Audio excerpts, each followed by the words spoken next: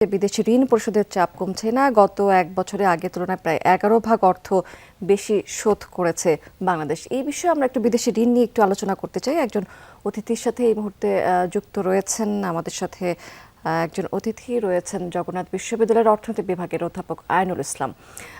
জনাব আইনুল ইসলাম, আপনাকে স্বাগত জানাচ্ছি আমাদের সাথে যুক্ত হবার জন্য। এই যে বিদেশি ঋণ ব্যবস্থাপনা নিয়ে তো আসলে দিন দিনই উদ্বেগ বাড়ছে। সেই ক্ষেত্রে আসলে এই মুহূর্তে সরকারের করণীয় কি? আপনাকে ধন্যবাদ। আসলে তিনি বলছেন যে ব্যবস্থাপনা নিয়ে উদ্বেগ বাড়ছে আর কি। এটি খুবই স্বাভাবিক, কারণ বাংলাদেশের মতন অর্থনীতিতে তারা ঋণ সহায়তা দিতে নানান দিক তারা বিবেচনা করে। সবচেয়ে বাংলাদেশের যেটা উচিত সেটি হচ্ছে যে কম সুদে এবং দীর্ঘমেয়াদী ঋণ গ্রহণের গুরুত্ব দিতে হবে। আচ্ছা, কোন কোন সোর্সগুলোতে কম সুদে এবং দীর্ঘমেয়াদী ঋণ পাওয়া যায় সেটা কি দেখতে হবে। ঋণের অর্থ সেটা খুব হিসাব নিকাশ করে বিবেচনা করে উৎপাদনশীল এবং অগ্রাধিকারমূলক প্রকল্পে ব্যয় করতে হবে। প্রকল্প বাস্তবায়নে স্বচ্ছতা এবং জবাবদিহিতা নিশ্চিত করতে হবে। এগুলো কিন্তু যখন ঋণদাতা দেশগুলো যখন ঋণ দেয় তখন কিছু শর্তগুলো দিয়ে দেয়। এই শর্তগুলোকে পালনে আমাদের সক্ষমতা না থাকে তখনই কিন্তু এ ধরনের উদ্বেগ কিন্তু উঠে আসে। আর যেটা হচ্ছে ঋণ পরিশোধে দীর্ঘমেয়াদী পরিকল্পনা গ্রহণ করতে হবে, যে আমরা এই 10 বছরের মধ্যে টাইমলি আমরা ঋণটা পরিশোধ করতে পারবো, তাহলেই আমরা পরবর্তীতে আবার ঋণ পেতে পারি। জি, আমরা কিন্তু দেখতে পাচ্ছি যে নতুন যে প্রতিশ্রুতিতে ঋণদাতা সংস্থাগুলোর কাছ থেকে আসলে তেমন কোনো সাড়া পাওয়া যাচ্ছে না। এই ক্ষেত্রে আসলে অর্থনের জন্য নতুন ভাবনায় কি কি বিষয় অগ্রাধিকার পেতে পারে? এখন যে আমরা সাড়া পাচ্ছি না, এটি খুবই আমাদের উদ্বেগ তৈরি করছে। সেটি হচ্ছে যে আসলে তাহলে দেখতে হবে যে নতুন ভাবনার মধ্যে আমাদের এসএমই খাতে কিন্তু আমাদেরকে ঋণ চাইতে হবে। তাছাড়া প্রযুক্তি এবং উদ্ভাবন ভিত্তিক আহ, আহ, উদ্যোগ নিতে হবে, খাতে বিনিয়োগ বাড়াতে হবে।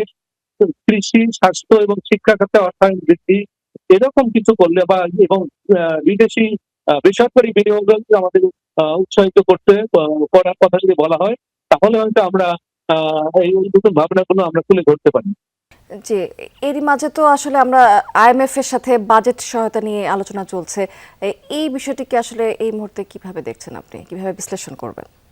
এটি কিন্তু যদিও আইএমএফ এর সঙ্গে আলোচনা চলছে এবং বোধহয় একটা টিম এসছে, কিন্তু এখানে উদ্বেগের বিষয়টি হচ্ছে যে আমরা যে আগে যে লোনগুলো নিয়েছি সেই লোনগুলো নেওয়ার ব্যাপারে তাদের যে শর্তগুলো ছিল সেই শর্তগুলো আমরা কতটুকু পূরণ করতে পেরেছি।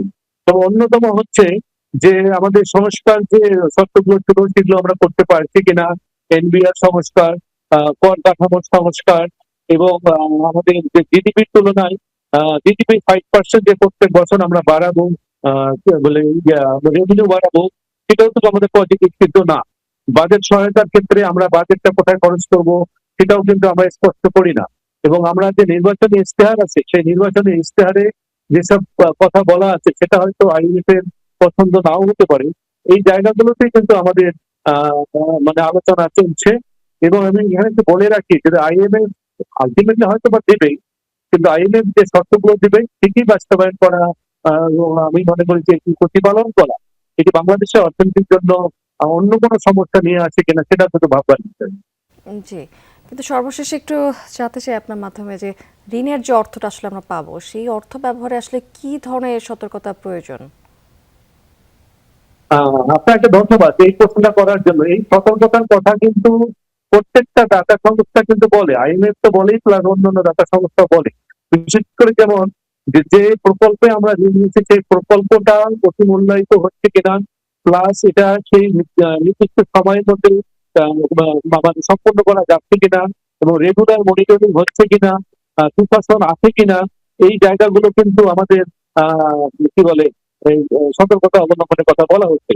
এছাড়া অপচয়, দুর্নীতি, এগুলোকে রোধ করার কোনো আমাদের রোড ম্যাপ আছে কিনা, তারপরে যেটা বললাম যে সময় মতো ঋণ পরিশোধের সক্ষমতা বিবেচনায় নিয়ে ব্যয় করতে হবে যে আমাদেরকে। সুতরাং প্রত্যেকটা পদক্ষেপে আমাদের সতর্কতা যদি আমরা করি তাহলে ঋণের যে আমাদের যে মানে বেনিফিটটা সেটা আমরা কিন্তু গড়ে তুলতে পারবো।